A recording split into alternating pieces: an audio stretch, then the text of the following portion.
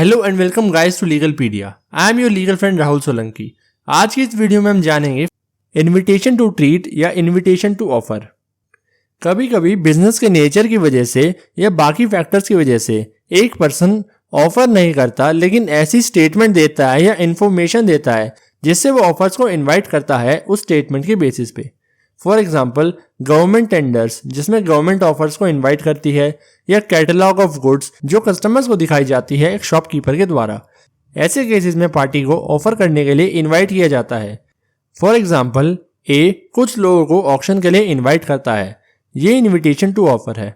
उन लोगों की तरफ से ऑक्शन में की गई बिड्स एक ऑफर है और ये ऑफर एक्सेप्ट होता है जब हैमर फॉल होता है और बिड कंप्लीट होती है।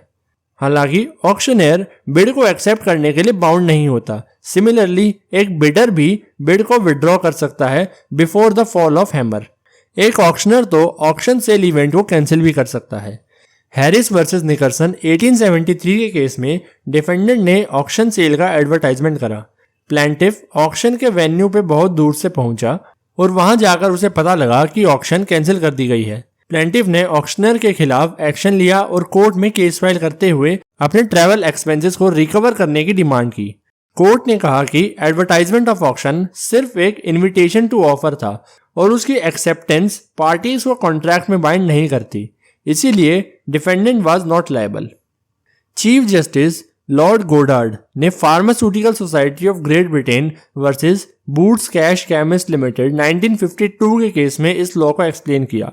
इस केस में डिफेंडेंट्स का रिटेल सेल ऑफ ड्रग्स का बिजनेस था। मेडिसिन को शेल्फ्स में रखा गया था और उन सभी पर प्राइस टैग भी लगे थे और वहां पर मेडिसिन को बाय करने का सेल्फ सर्विस सिस्टम था। जो भी कस्टमर मेडिसिन लेने आता था वो शेल्फ्स में से मेडिसिन को कैश काउंटर तक लेकर जाता था, जहां पर एक रजिस्टर्ड फार्मासिस्ट के पास अथॉरिटी होती है कि वो किसी भी कस्टमर को कोई भी ड्रग्स या मेडिसिन बाय करने से रोक सकता है।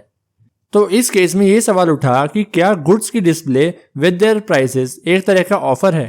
लॉर्ड गोडार्ड ने कहा कि ये एक वेल एस्टैब्लिश्ड प्रिंसिपल है कि शॉपकीपर का गुड्स को डिस्प्ले में लगाना एक तरह का इंडिकेशन है पब्लिक के लिए कि शॉपकीपर गुड्स को सेल करना चाहता है और वो इनविटेशन टू ऑफर है, ना कि ऑफर।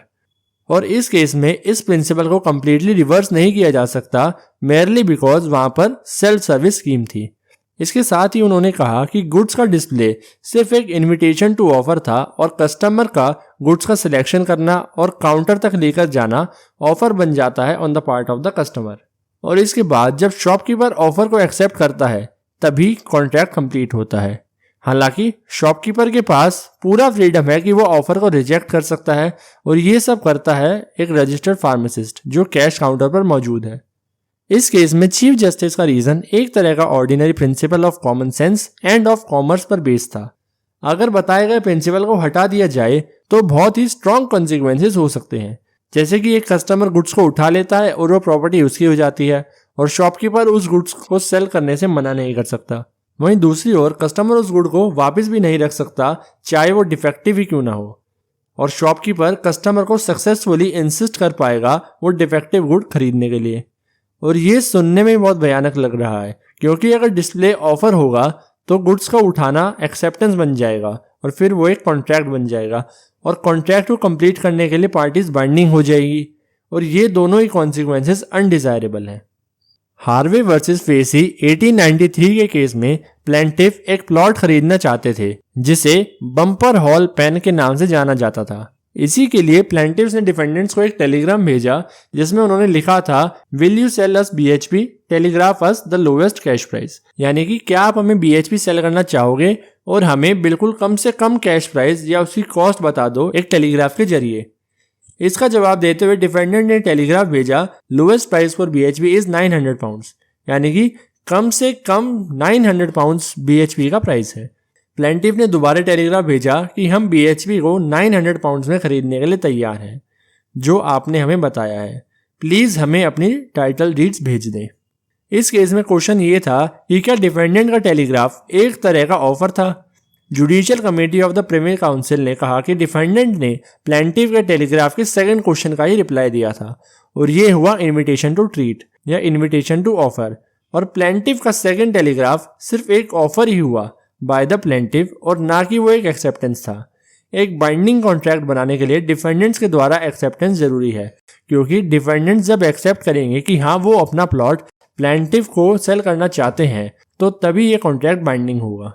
मैकपर्सन वर्सेस अपन्ना AIR 1954 के केस में प्लेंटिफ ने डिफेंडेंट को उसकी प्रॉपर्टी के लिए 6,000 रुपीज पे करने का ऑफर दिया। उसने दोबारा से डिफेंडेंट के एजेंट को लेटर लिखा ये जानने के लिए कि क्या पहले वाला ऑफर एक्सेप्ट हुआ है या नहीं, और साथ ही उसने रीजनेबल ग्राउंड्स पर हायर प्राइस पे करने की भी बात कही। एजेंट ने रिप्लाई किया कि डिफेंडेंट 10,000 रुपीज से कम एक्सेप्ट नहीं करेगा और इससे सस्ती प्रॉपर्टी सेल नहीं करेगा। प्लेंटिफ ने कहा कि वो ₹10,000 पे करने को तैयार है।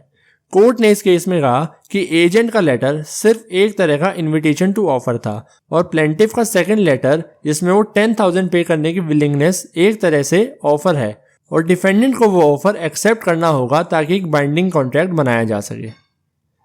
Badri Prasad versus state of Madhya Pradesh AIR 1970 के केस में डिविजनल फॉरेस्ट ने प्लेंटिफ को लेटर लिखा ये कम्युनिकेट करने के लिए कि क्या वो 17,000 रुपीज और पे करने को तैयार हैं बड़े ट्रीज के कॉन्ट्रैक्ट के लिए।